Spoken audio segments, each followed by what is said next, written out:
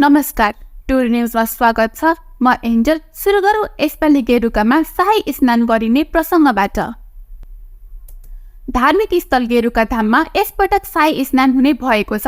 जानकी मन्दिरको महन्त रामतपेश्वर दासको नेतृत्वमा आगामी साउन 2 गते मोहतरीको लहरपट्टी नगरपालिका स्थित गेरुका धाममा शाही स्नान गरिनेछ। यस वर्ष जानकीको डोला र प्रतिमा सहित हजारौं साधु सन्त शाही स्नानमा सहभागी हुनेछन्। 3 वर्षमा गेरुका धाममा भव्य मेला लाग्ने गरिन्छ। पुरुषोत्तम मासमा यस वर्ष शाही स्नान हुन लागेको महन्त दासले जानकारी दिए। उनका अनुसार गेरुका धाममा 1 महिनासम्म अयोध्याबाट आएको कलाकारहरूले रामलीला र राम नामसँग कीर्तन गर्ने गर्छन्। पुराणमा उल्लेख भए अनुसार गेरुकाको दर्शन, स्नान तथा पूजा अर्चना गर्नाले मानवले गरेको पाप नष्ट हुनुको साथै पुण्यको भागी बन्ने गर्छन्। जगत जननी जानकीको मुख्य सहेली गेरुका महारानी हो भन्ने कुरा पुराणमा उल्लेख छ। गेरुकाको महत्त्व बुझेर भारत र नेपालको विभिन्न क्षेत्रबाट लाखौं भक्तजन गेरुका स्नानका लागि आउने गरेका छन्। प्रहरीले वैदेशिक रोजगारमा गएका कामदारलाई प्रयोग गर्दै गैर कानुनी रूपमा कतारबाट सुन ल्याउने समूहलाई पक्राउ गरी सार्वजनिक गरेको छ।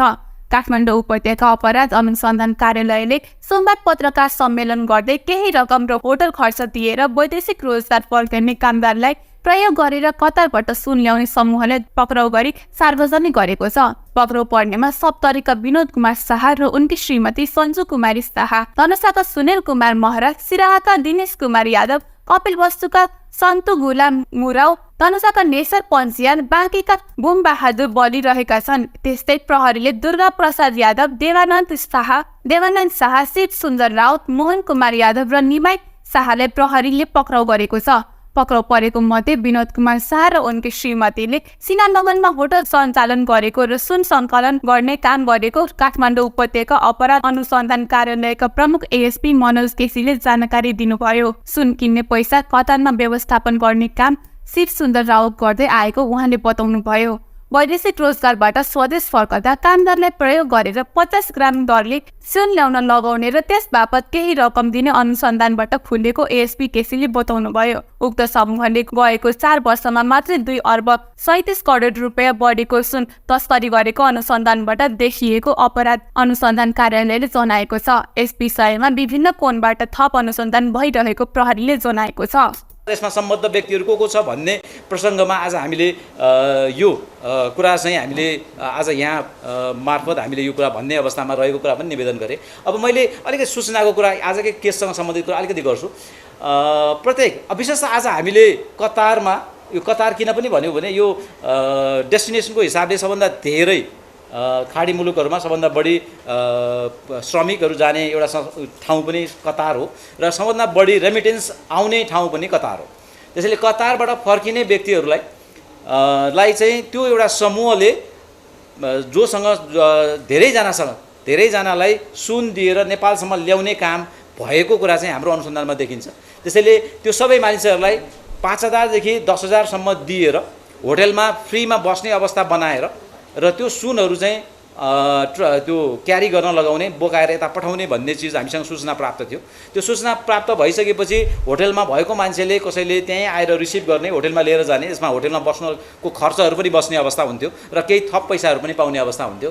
र हाम्रो जानकारी अनुसार एउटै फ्लाइटमा 15 देखि 20 जना व्यक्तिहरू यसरी बोकाएर पठाइन्छ र प्राय कतारकै हामीले हेर्ने हो भने प्रत्येक दिन जसो 3वटा फ्लाइट आउने अवस्था बन्द रहेछ, कहिले 2टा नभए 3वटा र 3वटा भन्दा बढी पनि हुने अवस्था बन्छ। त्यसैले 15-20 जना एउटै फ्लाइटमा हेर्दाखेरि पनि यो सङ्ख्या कमै मात्र हेरे पनि 45 जनादेखि 50 जना व्यक्तिहरूसँग यसरी क्यारी हुने अवस्था बन्दो रहेछ।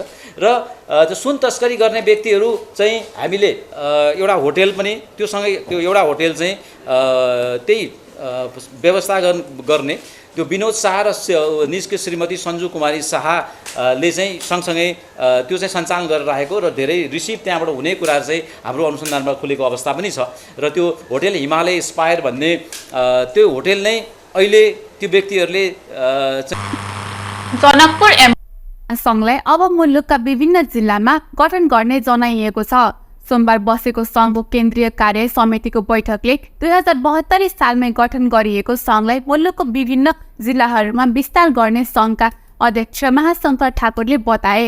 संस्था पुरानो भए पनि विभिन्न कारणले अगाडि बढ्न नसकेकोले अब त्यसलाई नेपालभरि गठन गर्ने आफ्नो लक्ष्य रहेको अध्यक्ष ठाकुरले बताए। सङ्घको बैठकले धनुषा, महोत्तरी र सिराहा 3 जिल्लाको तत्काल इन्चार्ज पनि तोकिएको छ। सङ्घको धनुषा इन्चार्जमा अरमान कुमार शाह, महोत्तरी जिल्ला इन्चार्जमा बलराम श्रेष्ठ र सिराहा इन्चार्जमा श्रवण कुमार मण्डललाई जिम्मेवारी तोकिएको छ। त्यस्तै सङ्घको सल्लाहकारमा डाक्टर रामजी यादव, बैजनाथ शाह र कानुनी सल्लाहकारमा विपिन कुमार झालाई चयन गरिएको छ। एम्बुलेन्स चालक संवेदनशील पेशा रहेको उल्लेख गर्दै यस पेशामा लागेको चालकलाई मर्यादित सुरक्षित बनाउनुको साथै एम्बुलेन्स धनी र चालकहरूको साझा हकीकतमा संस्थाले काम गर्ने सङ्घले जनाएको छ। खास करके हमरा सबके ई जनकपुर एम्बुलेंस चालक संघ एहि सब 2071-72 में हमरा सबके जे कि यहाँ के दर्ता भ चुकल छै।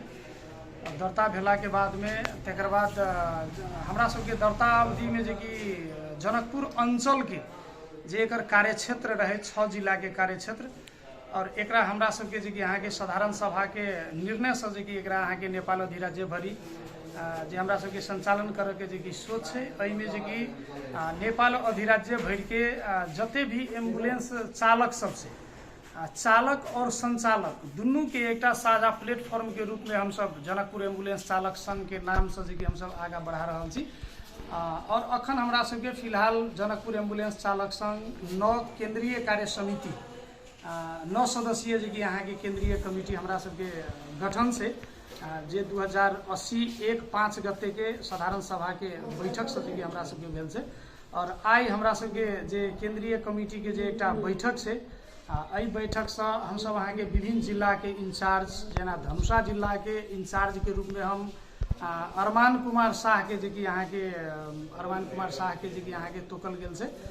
तहिना महोत्तरी जिला के इंचार्ज के रूप में बलराम श्रेष्ठ एम्बुलेंस गुरुजी से हुनकर अहाँ के तोकल गेल छै। तहिना अहाँ के केंद्रीय सदस्य और अहाँ के सिराहा जिला के इंचार्ज में जे कि अहाँ के श्रवण कुमार मंडल जी के जे कि अहाँ के तोकल गेले अहाँ के सिराहा जिला के इंचार्ज में। तहिना हमरा सबके केंद्रीय सलाहकार के रूप में अहाँ के डॉक्टर रामजी दास यादव जी के जे कि अहाँ के केंद्रीय सलाहकार के रूप में जे कि अहाँ के राखल गेले। तहिना दोसर केंद्रीय सलाहकार के रूप में जे अहाँ के एम्बुलेंस संचालक और एम्बुलेंस पुराना गुरुजी चालक छथिन बैजनाथ शाह के जे कि यहाँ के केंद्रीय सलाहकार के रूप में राखल गेले। और तहिना हमरा सबके ई समग्र रूप में जनकपुर एम्बुलेंस चालक संघ के कानूनी प्रक्रिया अवलंबन करे के लेल, कानूनी प्रक्रिया देखभाल करे के लेल कानून सलाहकार के रूप में हमरा सबके अधिवक्ता विपिन कुमार झा के जे कि यहाँ के अधिवक्ता के रूप में जे कि यहाँ के राखल गेले कानून सलाहकार के रूप में। अखन फिलहाल हमरा सबके जे कि यहाँ के एते निर्णय से एहि निर्णय के हम सब विधिवत रूप से काल्हि के दिन में संगठन विस्तार करके आगा बढ़ेबे और गवर्नमेंट से सेवा सुविधा जे भी सेवा सुविधा हेतै, कानूनी अड़चन हेतै, एहि विषय सबको हम सब सारा गुरुजी सबके जे कि यहाँ के मैसेज संप्रेषण करबे। बिरामी के कते जल्दी हम सब सेवा द सकै छी, कते जल्दी उनका जे कि जिंदगी और मौत के बीच में जे एकटा अहाँ के बिरामी भटकैत रहे छै उनका सबके एकटा तुरंत हम सब जे कि यहाँ के सेवा प्रदान करबे। एहि के लऽ कऽ और हमरा सबके चालक संचालक के एकटा प्लेटफॉर्म होय। चालक के कोनो अगर मिस्टेक भेलै तो हम सब बैस के ओकरा समाधान करबै, संचालक के कोनो बात भेलै ओकरा बैस के समाधान करबै। समग्र रूप से चालक और संचालक के हक हित में हमरा सबके तत्पर भऽ कऽ हम सब जे कि आगा बढ़ेबै।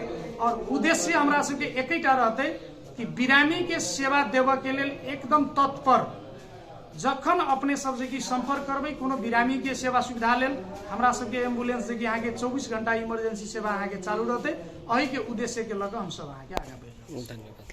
हाल देशमा मनसुनी वायुको प्रभाव रहेको जल तथा मौसम विज्ञान विभाग मौसम पूर्वानुमान महाशाखाले जानकारी दिएको छ। अहिले मनसुनको न्यून चापीय रेखा पश्चिमतिर सरदर स्थान भन्दा दक्षिणतर्फ तथा पूर्वतिर सरदर स्थान भन्दा उत्तरतर्फ नेपाल नजिक अवस्थित रहेको महाशाखाले नियमित बुलेटिन मार्फत उल्लेख गरेको छ। हाल बिहान सामान्यदेखि पूर्ण बदलिरहेको अवस्था विद्यमान छ। कोशी, बागमती, गण्डकी, कर्णाली र सुदूरपश्चिम प्रदेशका 1-2 स्थानमा मेघगर्जना चट्याङसहित हल्का वर्षा भइरहेको छ। दिउँसोपख देशभर सामान्यदेखि पूर्ण बदलिरहने महाशाखाको बुलेटिनमा उल्लेख छ।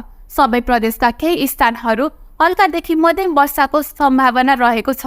कोशी, बागमती, गण्डकी र कर्णाली प्रदेशका 1-2 स्थानमा मेघ गर्जना, चट्याङ सहित भारी वर्षाको समेत सम्भावना रहेको महाशाखाले बताएको छ। राति देशभर सामान्यदेखि पूर्ण बदली रहनेछ। सबै प्रदेशका केही स्थानहरूमा हल्कादेखि मध्यम वर्षाको सम्भावना रहेको छ। साथै कोशी, मधेस, बागमती, लुम्बिनी र सुदूरपश्चिम प्रदेशका 1-2 स्थानमा मेघ गर्जन, चट्याङ सहित भारी वर्षाको समेत सम्भावना रहेको छ। मध्य प्रदेश लगायत कोशी र लुम्बिनी प्रदेशका तराईका थोरै स्थानहरूमा हावाहुरीको पनि सम्भावना रहेको छ। भारतको उत्तर प्रदेशको गाजियाबाद जिल्लामा एउटा ठूलो सडक दुर्घटना भएको छ। स्कुल बस र कार एक आपसमा ठोक्किँदा 6 जनाको मृत्यु भएको छ। घटनास्थलमा पुगेको प्रहरीले शवलाई नियन्त्रणमा लिएर अनुसन्धान सुरु गरेको छ। प्राप्त जानकारी अनुसार आज बिहान विजयनगर थाना क्षेत्रको दिल्ली मेरठ एक्सप्रेसवेमा रहेको ताज राजमार्गको फ्लाइओभरमा एउटा स्कुल बस र एउटा कार ठोक्किएका थिए। हस्त टुडे न्युजमा अहिलेको लागि यति नै। फेरि अर्को समाचार लिएर पुनः उपस्थित हुनेछौँ। हेर्दै गर्नुहोस् टिभी टुडे जनकपुर। नमस्कार।